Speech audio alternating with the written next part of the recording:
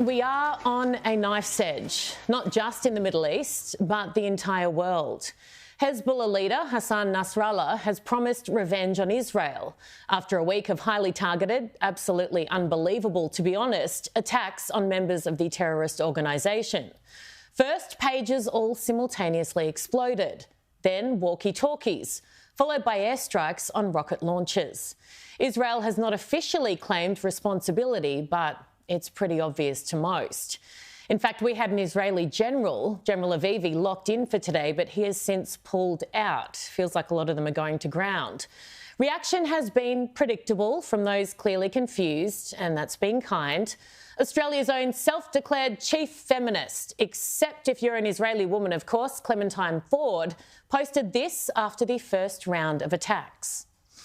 Imagine you're just walking around, going about your business, and thousands of phones explode in pockets. Imagine 4,000 people are injured and some killed.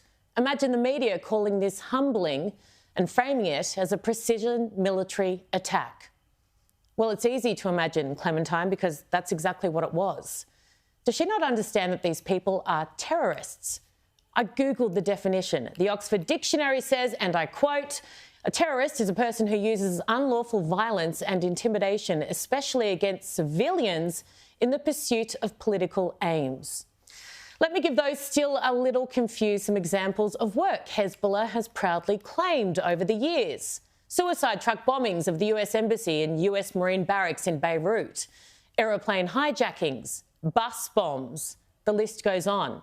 Oh, and they were targeting civilians. They weren't collateral damage. They are criminals. They kill indiscriminately. I don't know how else to say it. Whoever conducted the attacks on them this week did so in a highly targeted way. In fact, it's hard to imagine a more targeted attack. And yes, of course, the death of anyone not part of that terrorist group is a tragedy, especially children. But if you join a terrorist group that kills innocent people on purpose, then any innocent death around you falls squarely on your shoulders.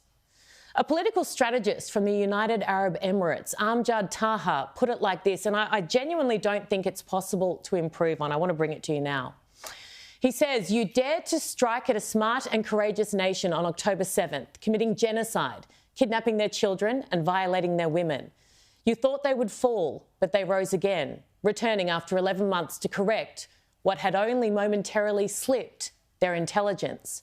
Now they will send you back 1,000 years to a time without technology, where a ringtone feels like a death knell and a beep is a nightmare. You will be haunted by your own shadow too, afraid to use any technology, cut off from the advanced world. And they will defeat you, not with bullets or tanks, but through the unbreakable will of brave, intelligent people. Over a simple cup of coffee with one decisive click, they will seal your fate and the fate of anyone who dares harm their children. This is a nation the world respects. Hezbollah's pager attacks and today's V-82 strikes are not merely military victories. They represent a triumph for the Middle East over radicalism. A victory not only for Israel, but for all who stand against terror." Look it up. It's absolutely brilliant. Now, nobody knows what will happen next in the Middle East, but I know without any doubt in my mind who I'm rooting for. And it's not the terrorists who celebrate death. It's the country fighting desperately for life.